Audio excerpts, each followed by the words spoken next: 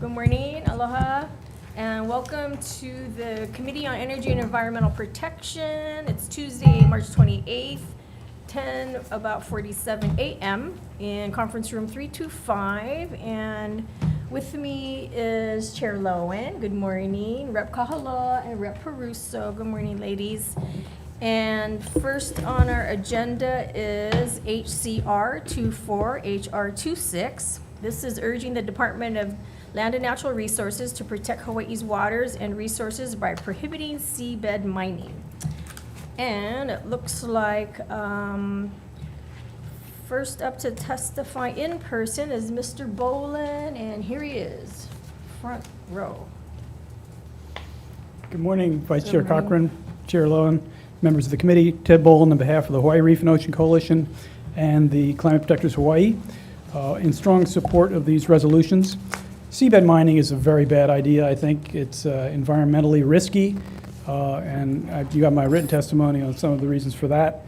It's also could harm commercial and recreational fishing and tourism, but essentially what we need here is either a resolution or a bill. There is a bill, Senate Bill 376, I think it is still alive. If that passes, that would be our first choice. But if not, then Hawaii Reef and Ocean Coalition and Climate Protectors Hawaii would strongly support this, these resolutions as another way to go. Thank you for the opportunity to testify. Thank you, Mr. Bolin. And anyone else here to testify in person or in Zoom? I don't have any others signed up, but we do have, looks like Benioff Ocean Science Laboratory in support, Ocean Tourism Coalition in support, and we have 5 other individuals also with supportive testimony. Members, any questions or comments, concerns at this time? Seeing none. All right, let's move on to our next item, which is HCR 208 HR 121. This is requesting each county to develop a comprehensive integrated wastewater management plan and financial strategy to upgrade or convert cesspools located within its respective jurisdiction by 2050. And I have in person to testify Lindsay Garcia of Hawaii Realtors. Good morning. Good morning, Vice Chair, Chair, and members of the committee. My name is Lindsay Garcia from the Hawaii Association of Realtors. So we're in strong support of these resolutions. We applaud the state and the chair in particular for taking the lead on this important issue. We do believe that prior planning at the county level is needed in order to ensure that we are able to meet this important mandate. Thank you. Thank you. And next person is Mr. Bolin again. Thank you again, Vice Chair, Chair, members of the committee. Ted Bolin on behalf of the Hawaii Reef and Ocean Coalition. I agree that it is necessary for counties to engage in planning for the large infrastructure project that awaits us with cesspool upgrades by 2050, hopefully getting started before 2050. And there is a strong need for this effort at the county level as well as at state and federal level. And we urge the counties to get on board, and we urge the committee to pass these resolutions. Thank you for the opportunity to testify. Thank you for your time, Mr. Bolin. Anyone else present that want to testify or on Zoom that would like to testify on the item? Seeing none. Members, any questions, comments, concerns at this time? No? Alrighty. And with that, we'll recess for decision making.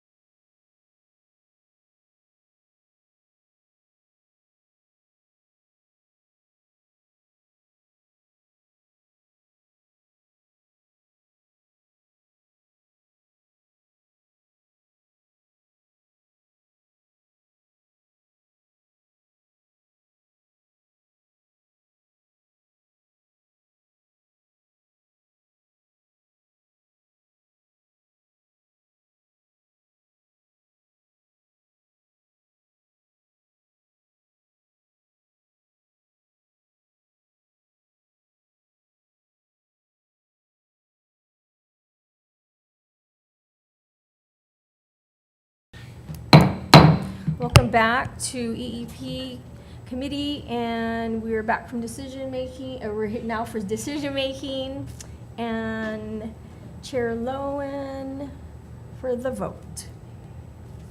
All right, what's your recommendation, Chair? Oh, sorry. Recommendation for item HCR 24HR2 is to pass as is, and for voting. Okay, voting on HCR 24 and HR 26, Chair's recommendation is to pass unamended. Chair and Vice Chair vote aye. Rep. Gates excused. Rep. Kahaloa. Aye. Rep. Peruso. Aye. Rep. Woodson is excused, and Rep. Ward is excused. Chair, your recommendation is adopted. Thank you very much, Chair. And second item on our agenda is HCR 208, HR 212, and we'll move this forward with text amendments. Members, any comments, questions, concerns at this time on the vote? Seeing none, Chair Lowen for the vote. All right, voting on HCR 208 and HR 212, Chair's recommendation is to pass with amendments. Chair and Vice Chair vote aye. Noting Rep. Gates is now present. Any noes or reservations? Seeing none, recommendation adopted. Thank you very much, and we are adjourned, or sorry, we are in recess. Adjourned. Oh, adjourned for this session.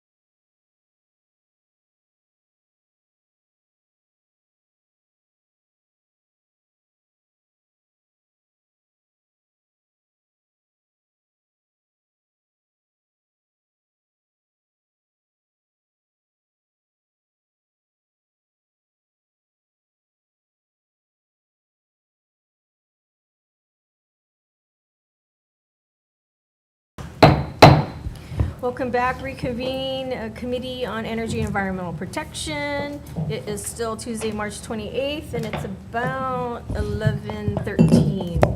And we have one item here. It is HCR 103, HR 109. This is urging all branches of the United States military operating in Hawaii to implement changes in their policies to reduce, to the extent possible, the use of products containing perfluoral alkyl and polyfluoral alkyl substances.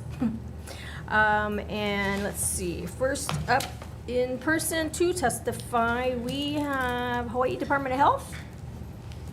Morning. Good morning, chairs, vice chairs, members of the committee. My name is Diana Felton. I'm the state toxicologist with the Department of Health. We stand on our written testimony in support of this resolution. Happy to answer any questions. Thanks. Thank you. And we also have Mr. Bolin in person to testify.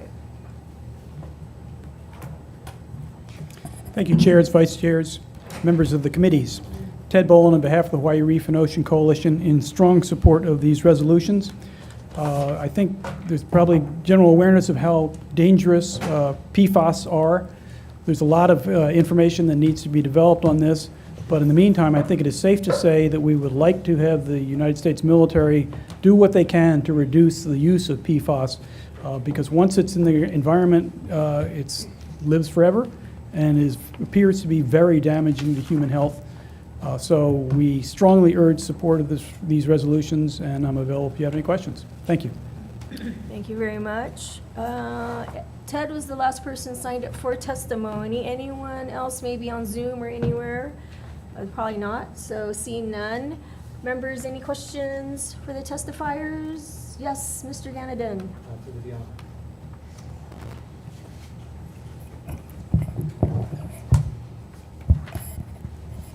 Morning. My apologies to the committee members for making me stay a little bit later.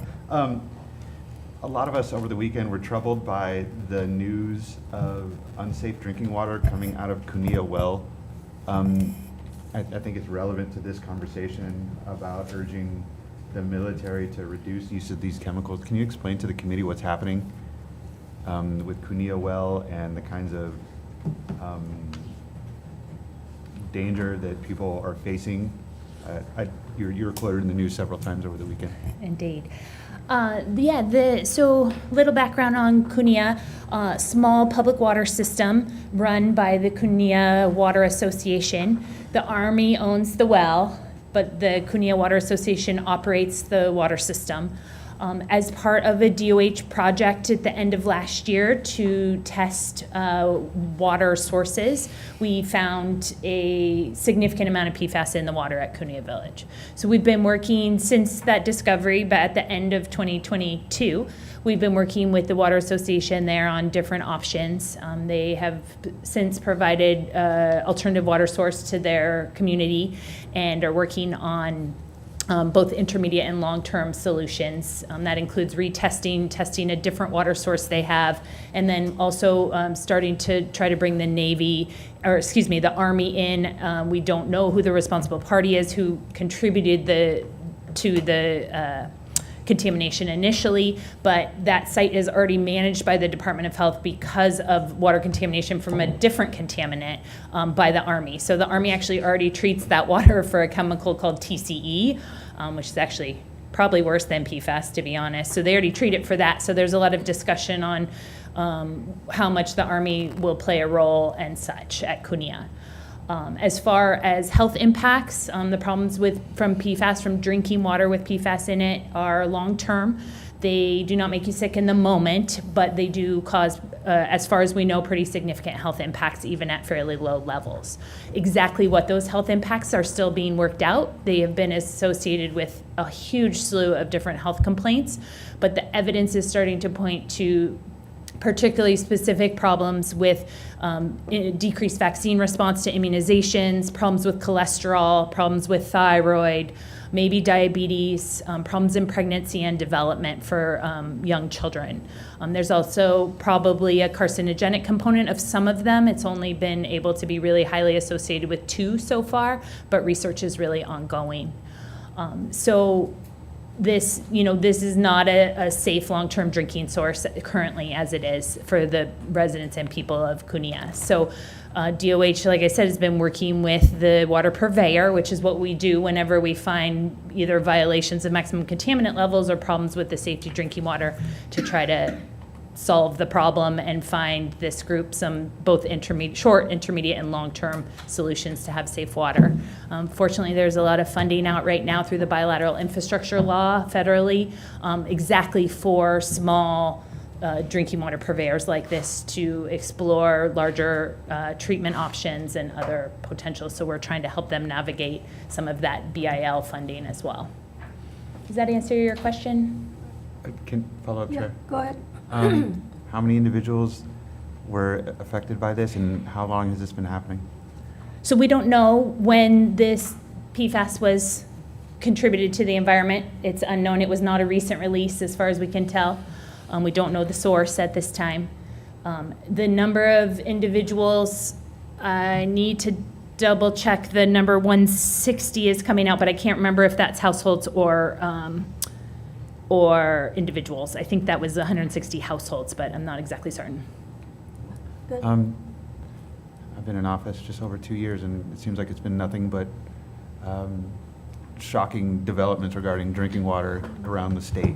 Is a Department of Health doing any sort of assessment of drinking water to discuss PFAS or other chemicals in or around military bases around the state? Yeah, and not just drinking water, actually. We're looking at fish around military bases as another potential source of PFAS, wastewater treatment plants.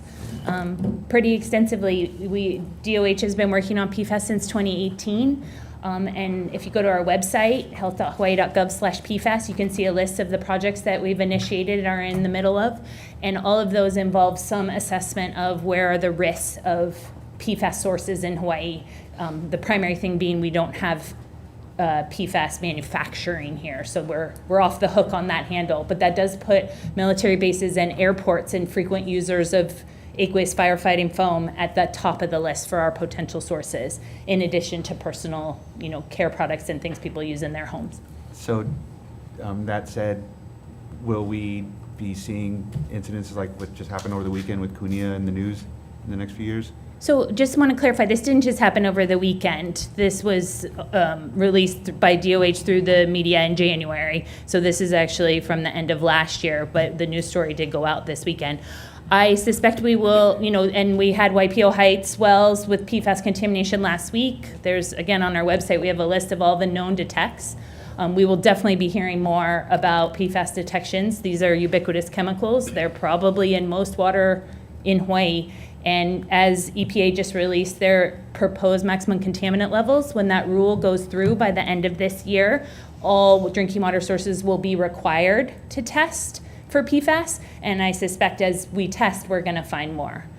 In addition, the unregulated contaminant monitoring rule, which is EPA's every 3 years testing, it includes a lot of PFAS. That's happening starting this year, and the Department of Health is doing an additional project using bilateral infrastructure law money to do more testing of PFAS in drinking water. So the more we test, the more we're going to find, for sure.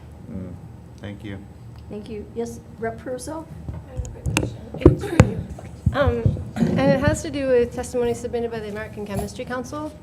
I'm wondering, you probably haven't had a chance to look at it, but basically the argument is that PFAS substances as a class are so broad and diverse that this resolution will be inadequate to help us really address the most critical and most dangerous examples of PFAS. And I'm wondering, do you think that the Department of Health, you're able to distinguish the ones that are most dangerous, correct? And to kind of hone in on protecting us from those? It's a great question. There are two legacy PFAS, PFOA and PFOS. So remember, 2 of thousands that we know a lot about. And what we do know about them shows that they are more toxic than some of the other more newer, what they call replacement chemicals. But we also know the most about them. And my concern is that the more research that's done on more of these chemicals is going to show they have their own new and different toxicity as well.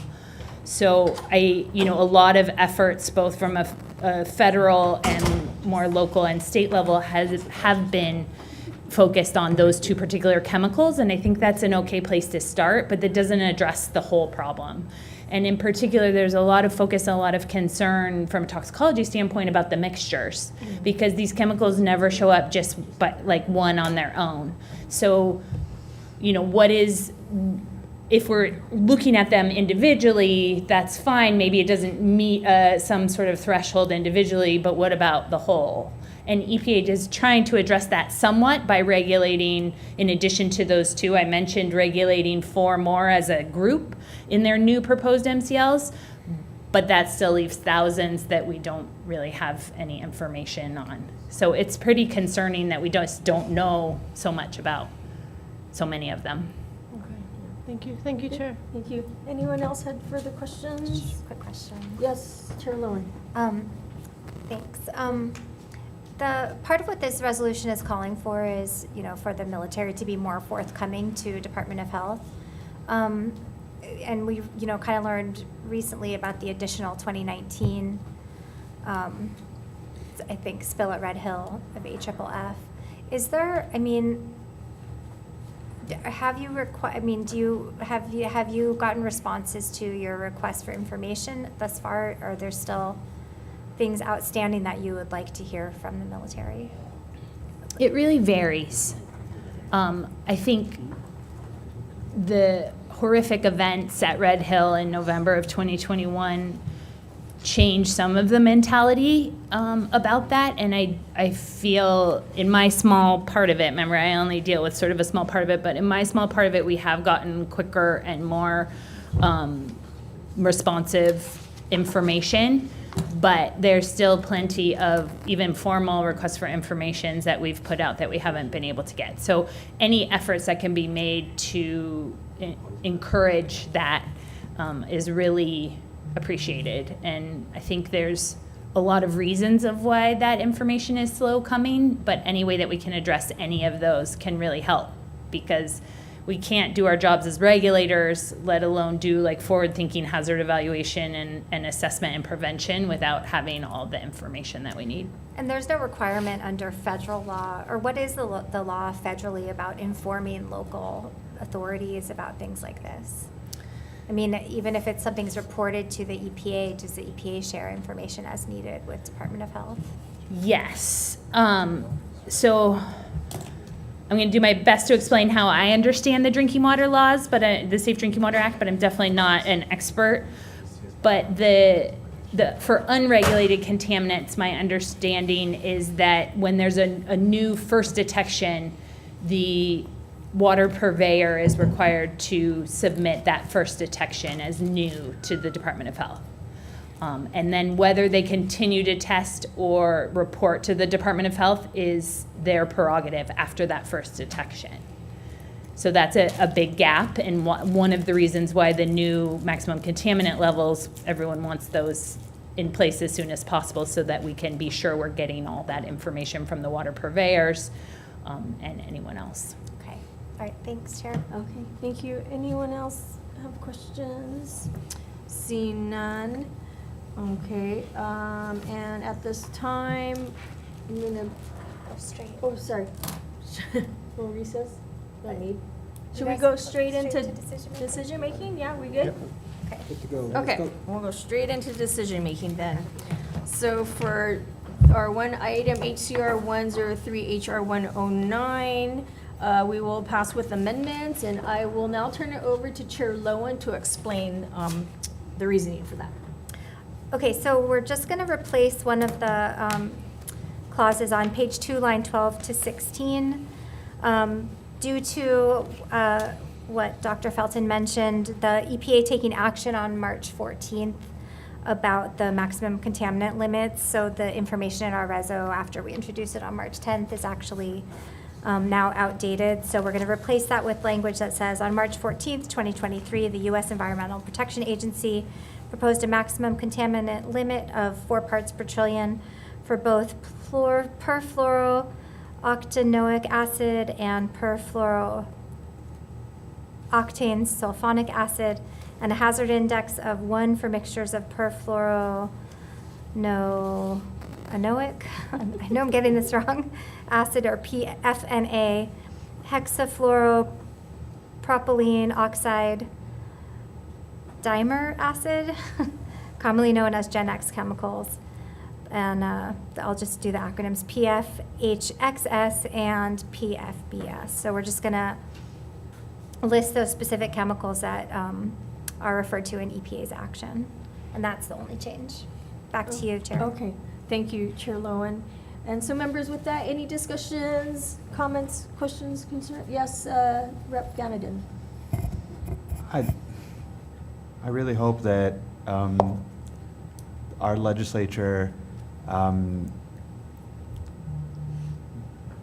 really hope the community knows how much our legislature is concerned about safe drinking water and how concerned we are about constant news stories about threats to our shared communal resource, and how we are attempting to react to essentially the poisoning of several of our communities by the Department of Defense over the last several decades. This resolution is part of many actions that we're attempting to take, and it looks like that we're going to be having to take in the next few years. And we're just hoping that our communities and our state isn't going to be left footing the bill for this major remediation projects. Thank you. Thank you, Mr. Ganadin. Any others have comments at this discussion? No? Seeing none, then Chair Lowen for the vote. All right, so for the Committee on Energy and Environmental Protection, HCR 103 and HR 109, recommendation to pass with amendments. Chair and Vice Chair vote aye. Rep. Gates is excused. Rep. Kahaloa. Aye. Rep. Peruso. Aye. Rep. Woodson. Aye. Rep. Ward excused. Recommendation adopted. CMV Committee, same recommendation. Any comments, questions, concerns? Seeing none, Chair Hashem for the vote. Okay, CMV Committee, we are voting on HR 109 and HCR 103 concurrently. Chair and Vice Chair vote aye. Ganadin? Aye. Ichiyama? Aye. Morikawa? Aye. Poi Poi? Aye. Takayama? Aye. Souza? Aye. Chair, your recommendation is adopted. Thank you, members. Thank you, and we are now adjourned.